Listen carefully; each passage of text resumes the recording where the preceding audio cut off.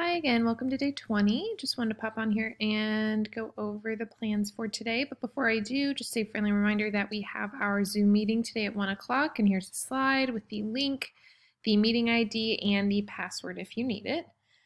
Work due for today. If you did not give me day 19's math on geometry yesterday, you could take pictures of the activity or the work mats today, and that will cover the same standard. For reading today, they will be reading Giant's Tale or another fairy tale of their choice. Again, if they're wanting to read something different, they can get on Epic. I showed us how to do that, I think, either yesterday or the day before. They can read a fairy tale, that book that they have maybe on their bookshelf at home, or they can read through this book. It is a level M, so it might be a little tricky. If it's too hard, you could get on your own child's Raz Kids and search fairy tales and see what you can find that's on level for your child.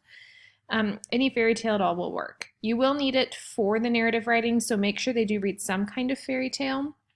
And when they're finished with that, they can move on to ABC Mouse, Raz Kids, or just reading any other book of their choice. And then moving on for writing, they'll write their own version of Jack's Tale. So I think that was yesterday's fairy tale. So I guess it's Giant's Tale and then there's Jack's Tale. But the point is that yesterday's was from Jack's point of view and today's was from the Giant's point of view. So talking through point of view with them, it's something I've introduced, but we have not covered in depth. So they might need a quick introduction about what point of view is. Point of view is telling the story from another character's perspective. So yesterday's was told from Jack's perspective, today's was told from the Giant's, and for today's narrative writing, they will be writing the story from someone else's point of view. You could maybe give them a few ideas, like how they could tell the story from Jack's mother's point of view or from the Golden Goose's point of view.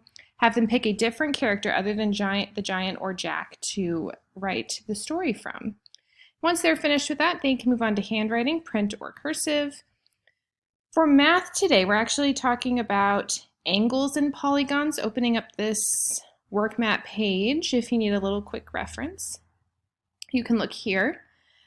We have polygons, a closed plane shape with 3 or more sides is called a polygon, so these are not polygons. And then angles are actually the inside of the vertices.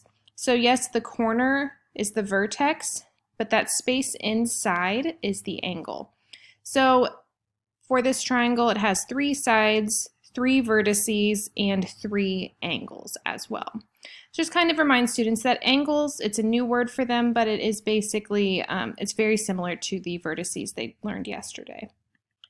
So for this math activity, they will create the same shapes that they were looking at yesterday. It's similar shapes. They will be making them with items around the house today. So it could be Q-tips, it could be toothpicks and marshmallows, spaghetti, even if it's nice and they want to go outside, however they want to make those shapes. Have them count the vertices, the corners of each shape. Have them notice if the sides are equal, are some sides longer than others, and what patterns do you notice about the number of sides and angles. And if you don't want to do that, you could have your child actually complete the work mat itself. Again, I know they are kind of long. I would say the big things to make sure your child completes is this guided practice. And because it's guided practice, you could do it with them to kind of introduce the concept of angles, and then you could move on and have them do the independent practice page by themselves, and then the problem solving as well. The problem solving, maybe have them do at least one on here. Pick which one you think would be the best for them. I usually have them do the assessment practice because it's just a good kind of overall quick peek into if they understand the concept.